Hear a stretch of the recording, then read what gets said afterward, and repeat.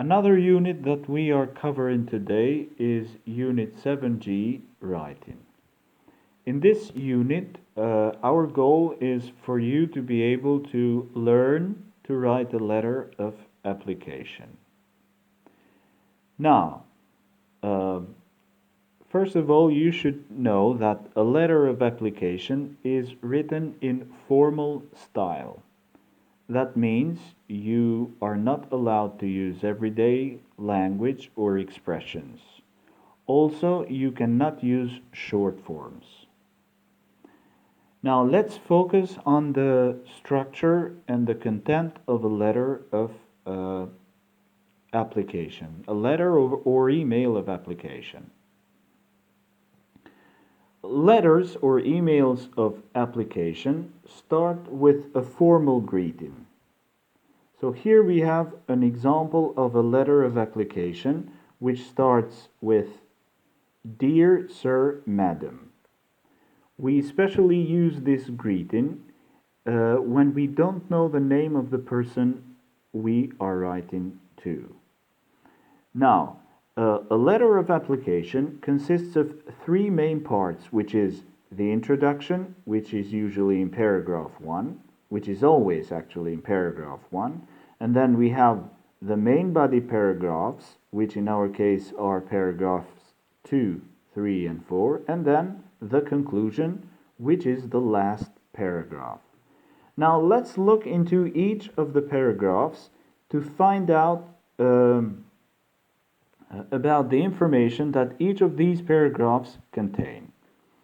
So let's read the first paragraph.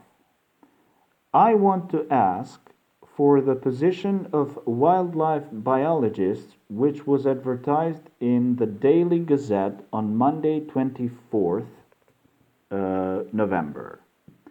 Now, in the first paragraph of a letter of application, which is the introduction, we write or we include the opening remarks and the reason for writing.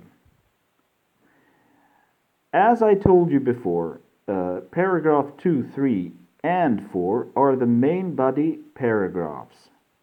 Let's see what information is there in each of them. So paragraph 2. I have a degree in zoology from the University of Glasgow, and I have recently completed a master's degree in wildlife biology and conservation. In paragraph 2, we have information on the person's current studies and qualifications. Now paragraph 3. Over the past year, I have been working part-time as an assistant zookeeper at Battersea Park Children's Zoo, where I help with feeding and general care of the animals. I also work as a volunteer for the RSPCA in the Southeast London area, where I am in charge of rehoming stray cats and dogs. In this paragraph, we have information on the work experience that the person writing this letter has. We also have information on the person's current job, so on the job that the person is doing at the moment. Paragraph 4. I think I'm a dedicated and hardworking person, and I believe in the welfare and care of animals. I am also reliable and a good worker, both individually and as part of a team. In this fourth paragraph, the writer has included qualities that the person has. Paragraph 5. I'd like it if you would consider me for the position. Here is my curriculum vitae and 2 references. I can come and see you whenever you like, and you can reach me anytime. I can't wait. Yours faithfully, Clara Byrne.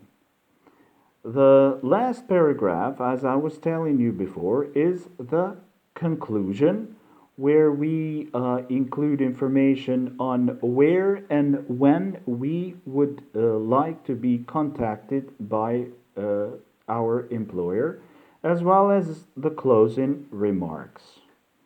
Also, we have the greeting, yours faithfully, which is specifically used when we don't know the person's name. If we know the person's name, we can use another greeting, which is another formal ending, let's say, which is yours sincerely.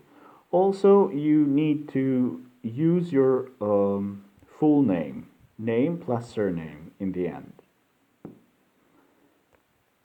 Before reading this email, you also need to check the meaning of these words in the box, which are position, advertised, degree, feeding, general care, volunteer, be in charge of, stray, dedicated, welfare, reliable, curriculum vitae, and reference. Then you are going to focus on exercise 1. So it says, read the letter. In which paragraph does Claire state her availability for an interview? State her reason for writing. In which paragraph does Clara describe her experience? Present her qualifications. Describes her personal qualities. So you have to figure out, or let's say you have to match the descriptions to the paragraphs. Then you are going to focus on exercise 2. In exercise 2, you have to replace the informal phrases A to H in the letter with their equivalent formal ones 1 to 8 below to correct the style. You need to correct the style because, as I told you from the very beginning, in letters of application, we use formal style, and you can see that the phrases in bold that have been used in this letter are all informal. Therefore, you have to replace them using the formal phrases that are given in exercise 2. So from 1 to 8.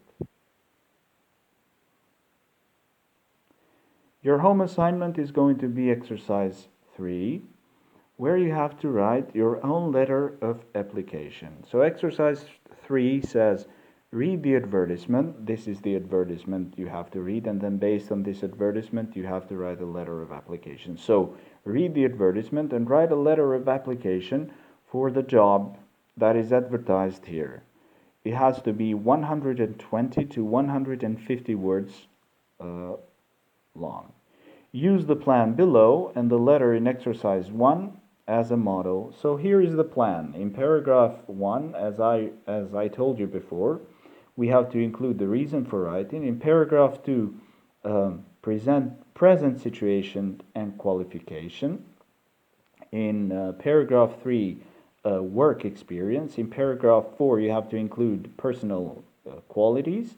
And in paragraph 5, availability and closing remarks. So this is everything for today, guys. Thanks for your attention. Take care. Bye.